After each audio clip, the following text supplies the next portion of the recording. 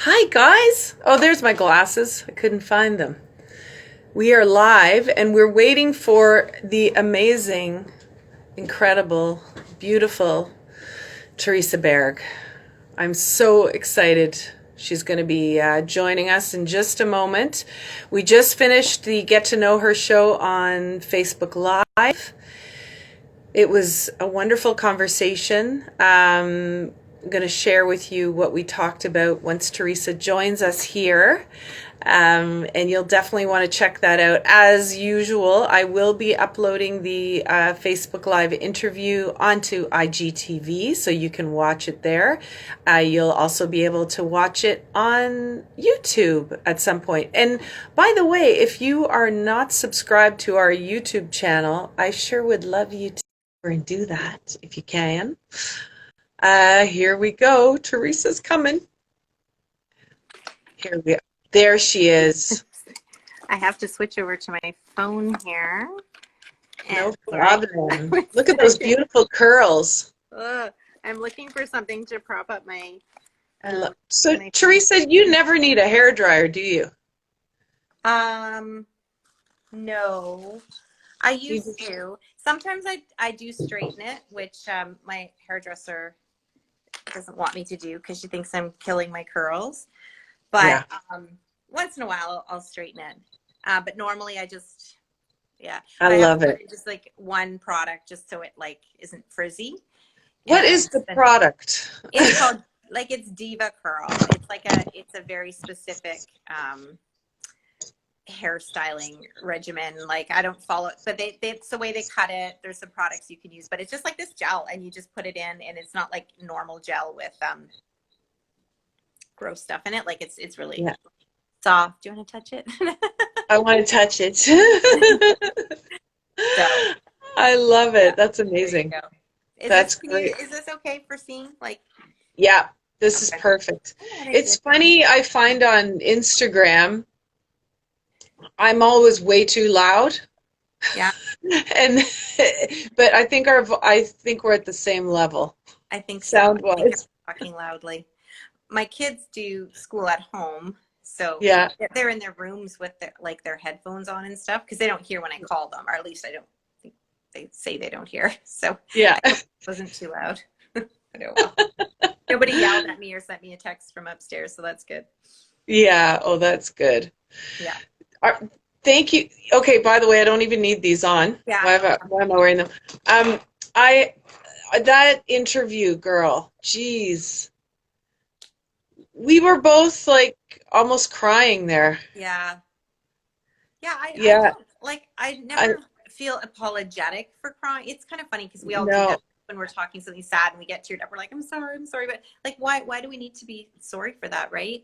But it's a funny instinct but you know what it is? We're not sorry, like we're worried about making somebody else feel uncomfortable with our like moment of sorrow and grief. So I'm sorry, like I don't want to make you feel bad.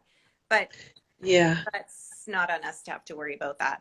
It's a real legitimate feeling in that moment, and we should never, I don't think, apologize for that. No, I don't think so either. It's not good to hold back, and it really, it's like you said, it's healing, right? Mm-hmm. It is. Those tears are healing tears. Yeah. You were so after the interview, we were talking about another book that you were reading. Well, one of the books you're reading. Mm-hmm. And I said, we shouldn't be talking about this now. We should be saving it for Instagram Live. That's right. But you were. Can we go over that again, Teresa?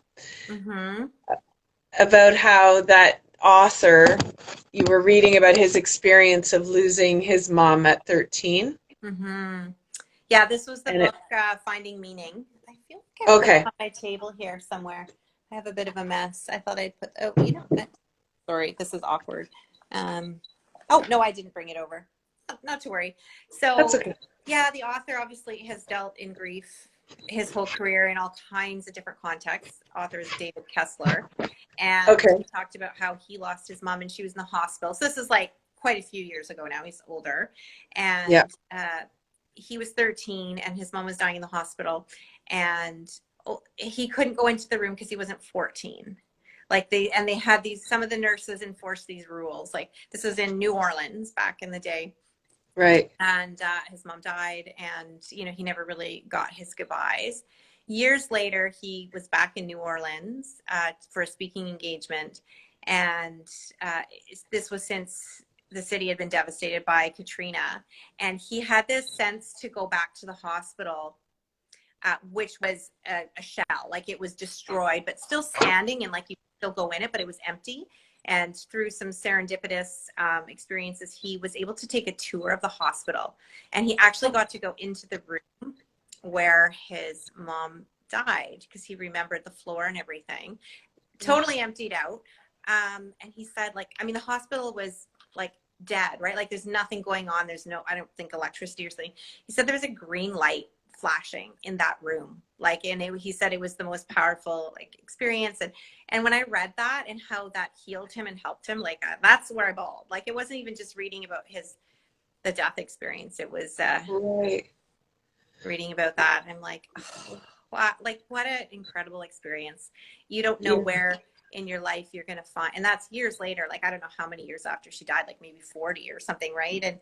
And you can still have those moments that just bring you to your knees. And but it's okay, because it teaches you something, or you grow, or you find some healing or something.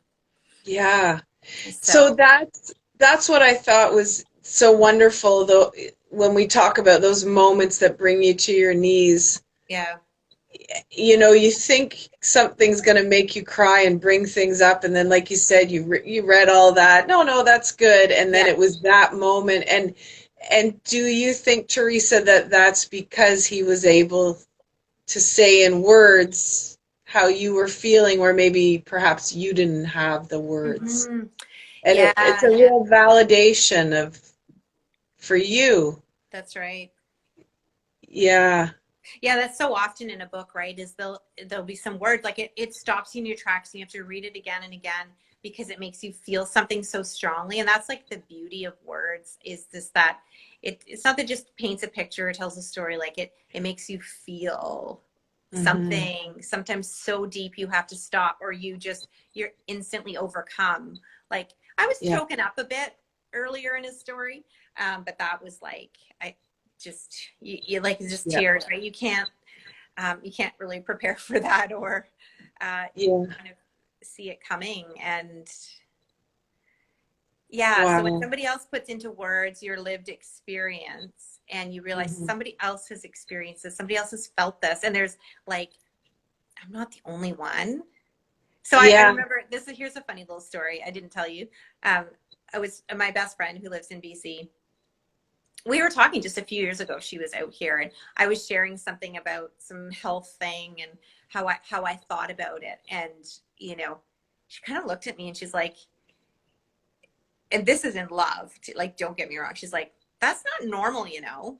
And what she meant was, most people in the world don't think of things in those terms, but people who maybe have lost a loved one when they were young do. Because I have a very few friends who have lost a loved one young, and they get that thing. That it's like a bit of an obsession with death, because you think you're going to have the same fate as your loved one. I think because you, as a 13-year-old, you don't know how to process that any differently. So I've always just assumed that I would die young as well. And, you know, I'm already older than my mom, so it's like all bonus stuff, right? But wow, it's like, no, you're right. That actually isn't people's normal experience. That doesn't mean I'm not normal. It just means most people don't have to think about that stuff. It doesn't enter their mind. So no, that's right. You think you're invincible until you turn 50. So wow, that's the life of the party. All these like death stories. Hey, wow. No, but hey, speaking of life of the party, look, we did promise people we're going to talk about your outfit at my 50th birthday party. Okay. Oh my God, I loved it so much. So if anybody's seen the Instagram story, they have seen the photo of the liquid pleather pants. Yeah. The also bonus with the bracelet around here. Yeah, it was like a little headband. Yeah. Oh, that was a headband, right? Do you know what it was? Love that. I What? I ran a 25-kilometer trail race that morning, and part of the swag was this, like, it's like just a little headband. It's like happy Yeah. trails on it. And I wear it all the time if I just need something light to keep my ears warm. And I just grabbed it probably on my way out the door. I don't know why I thought I needed an armband. So if you look closely, it's like it's like a little athletic headband that I just got that morning. I'm like, I'll throw that into the I outfit. loved it, Teresa. It's funny. Yeah. And then my journey top. The Journey shirt is the best. I still remember, so pre-COVID, when we'd have parties at the Glam Jewels studio a couple times a year, Yeah. I'll never forget you coming here to one of the parties in that Journey t-shirt, and I was like, this is why I love you. You were like instant attractor. Everybody's like, oh my God, I love your shirt. And you were just, like anytime I have a party, the first thing I do is make sure you're available before I throw it. Because you're so much fun. I haven't received an invite lately, Monica. What's going on? Yeah, well, having my own party by myself. I know. I know. A lot of people since my birthday have asked if Wayne and I will throw a post-COVID party. Like when it's all over, if we'll just do that night all over again. Yeah, we should. The music Yeah. and just the people. But you know what? It's like I don't think we're instantly all going to want to be standing 2 inches apart. But you have a great space, right, where you can kind of spill out into the back and kind of social distance a little bit. Yeah. But, yeah, it's funny. Sure. Well, it's not funny, but I was thinking recently because months ago, everybody's like, "Oh, as soon as this is over, like as though it's about to end, I'm just gonna go hug everyone I know." And I'm like, just like, hold on a second here. Like, we may not need to do that or want to do that. I don't know if I want to hug everybody when this is over. Like because it's not just gonna suddenly, today it's on and tomorrow it's over. Like it doesn't work that way. So, but just lately, I've been noticing, I don't know, like hug some. Hi, Cheryl. I have somebody looking at me, and Jeff is there too. Aww. Cousin Jeff. Hi, guys. And I do want to hug people again, but like maybe we could wear masks. Yeah. Because I don't think if we're outside and we give each other a hug and we're wearing a mask and we like hug like this, I think we would be okay. But that might not, Teresa Tam might not agree with that. So I better not say that live on Instagram. I know. But I kind of miss that feeling of connection a little bit.